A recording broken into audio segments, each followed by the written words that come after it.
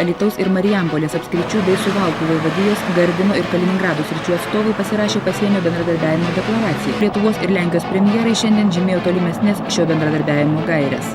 Alytaus oro klubo Pievoje nusileidusius du malūnsparnius, kuriais atskrido Vladimiras Cimoševičius ir Lenkijos delegacija, pasitiko Lietuvos ministras pirmininkas Gediminas Vagnorius, Alytaus apskrities administracijos vadovas. Abu premjerai džiaugiasi, kad santykiai tarp Lenkijos ir Lietuvos gali būti pavyzdžių kitoms valstybėms. Ko gero, pirmą kartą Vladimiras Cimoševičius taip aiškiai išsireiškė, kad Lenkijos užsienio politikoje santykiai su Lietuva yra svarbiausi. Derybose sutarta, kad artimiausiu metu pradės veikti vidaus reikalų ministerijų kovos su nusikalstamumu komisija.